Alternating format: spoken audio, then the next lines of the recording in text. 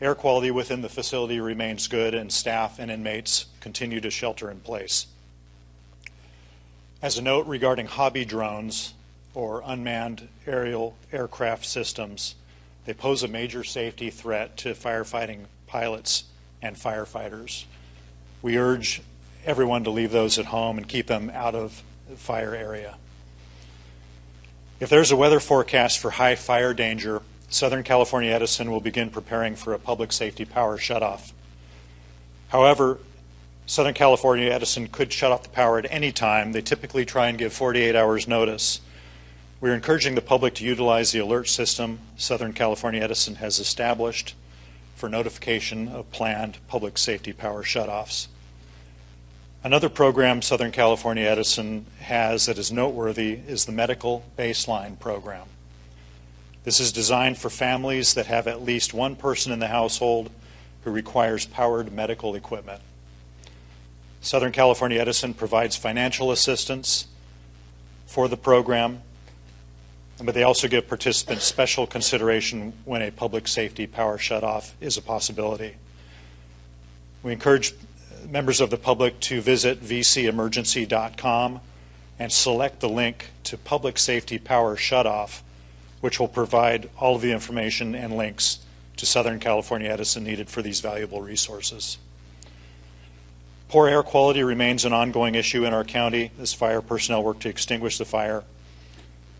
Residents with significant disability, access, and functional needs are encouraged to stay indoors when at all possible and avoid these unsafe conditions. Additionally, it is important for these community members spending extended periods of time outdoors, including farm workers, construction workers, and any other individual that may be exposed to these conditions, to wear a protective mask at all times. The County of Ventura has partnered with numerous community-based organizations to make advanced N95 particle masks available to the public free of charge to all members of the community. We have worked to share this message with the community impacted by the fire's smoke, and particularly with the Spanish and Mixteco language-speaking members of the community. A list of protective mask distribution sites, as well as updated information related to road closures, evacuation orders, and public safety power shutoffs is available on our incident website at vcemergency.com. Thank you.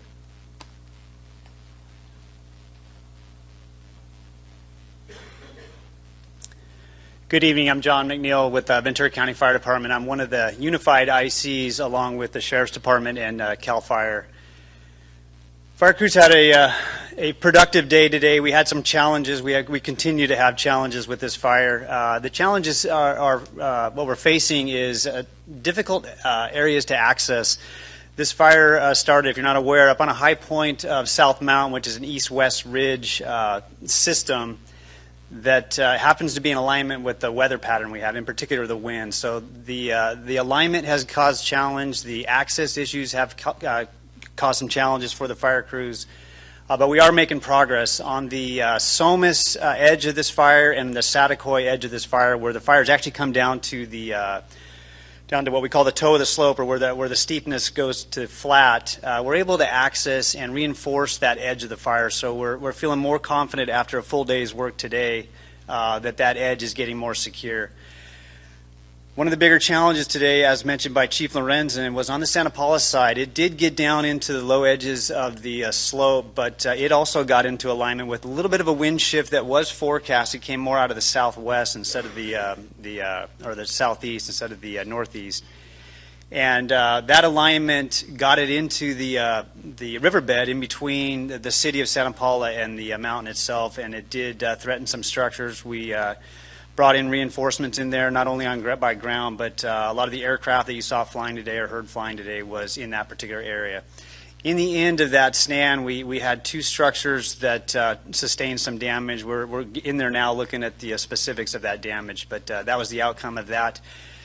By about an hour ago, 2 hours ago, coming into the last meeting I just attended, there's very little smoke in the air, so we're starting to turn the corner on this, but we still have an area of concern on the upper areas of where the fire started, and with a forecasted wind shift, maybe 24 hours out, where we continue to reinforce that line, and that's on the eastern edge of the top edge of the fire. So we're continuing to work that, reinforce that. We're ready for the wind shift, and we'll continue to pursue that. So thank you.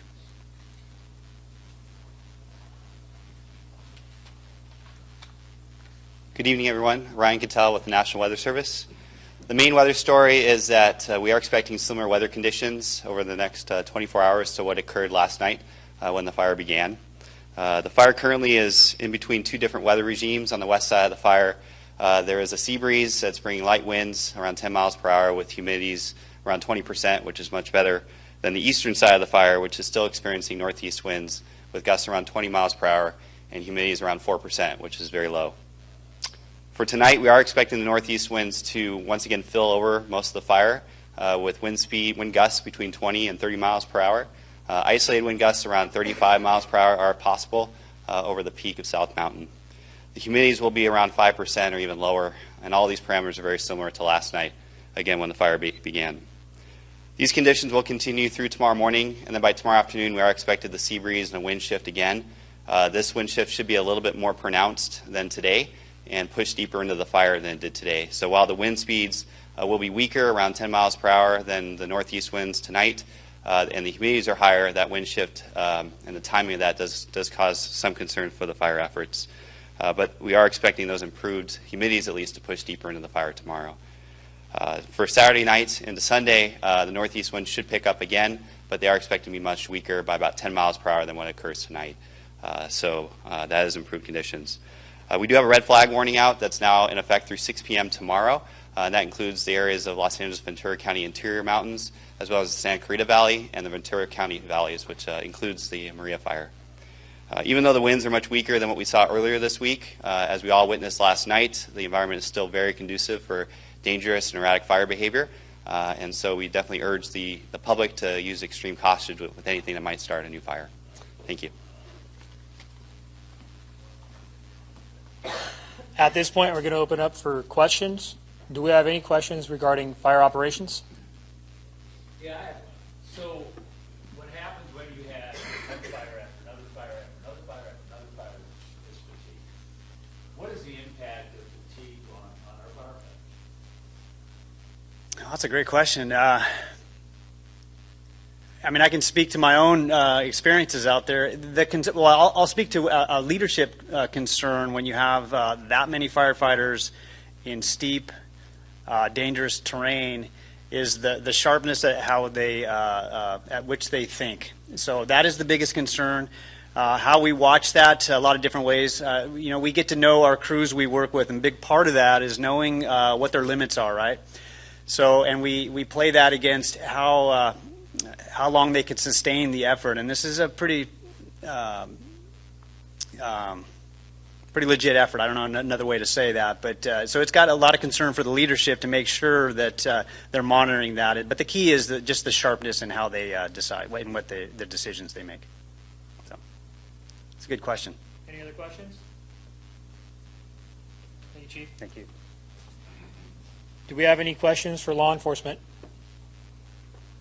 No? Okay. Thank you very much. This concludes our press conference. As always, we want to send our citizens to vcfd.org for any additional information regarding the Maria fire, as well as visit vcemergency.com. It's a great resource to utilize for emergency notifications and additional information regarding evacuations and other additional information. Have a great day. Stay safe out there and stay engaged.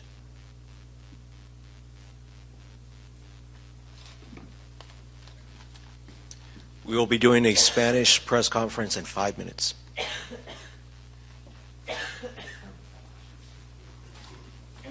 Haremos una conferencia de prensa en 5 minutos.